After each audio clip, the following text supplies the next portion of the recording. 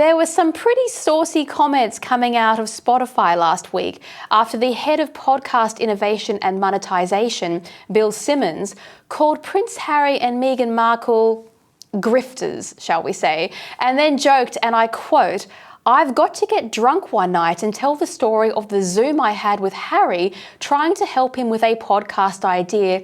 It's one of my best stories," end quote. There's also word that their enormous Netflix deal might be on the rocks. Terry, are we starting to see the star fade from these ex-working royals? I think the star started to fade as soon as South Park did its World Privacy Tour, to be honest with you. Once you're parodied by South Park so viciously like that, there's very little coming back. As I think I saw pointed out by several columnists in The Spectator, in our UK friends. Because, look, I mean, she's got nothing to say. As I think as an unnamed Netflix executive said, the lemon has been squeezed. You can only go back to this well so many times. And I think the so many times actually expired with Harry's book.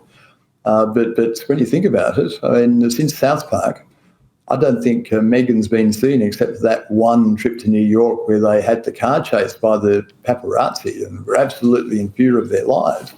Well, in fear of getting not getting enough column inches, I think, from going to New York. But certainly, I think most of the British public, most of the world public, certainly the Australian public, are over it, over her, over him.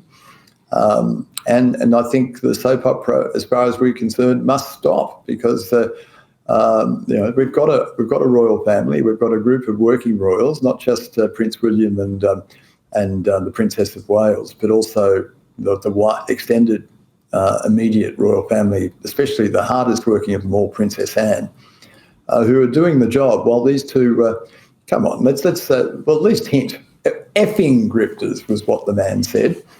And grifting is quite a word for it because effectively they did con Netflix, they did con Spotify out of a spitload of American dollars, didn't they? I mean, we're talking about tens of millions. I think in Netflix case, 100 million. I think it was 40-odd million in Spotify's case. And what have they got in return? A mini-series that was moderately interesting for half the first episode. And Spotify got a series of Meghan Markle talking about herself with a couple of friends thrown in. And, of course, the rumour is that she didn't do the interviews. The producer did the interviews and she did the voiceovers. So...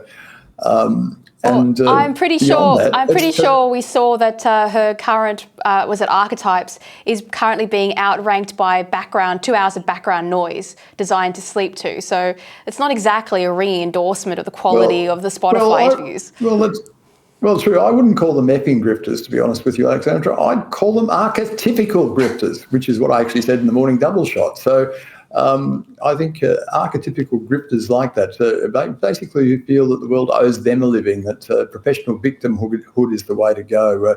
That is inspiring. That is for the youth of today, the leaders of tomorrow, the Meghan Markle school of deportment in terms of moral deportment is absolutely a must not go to.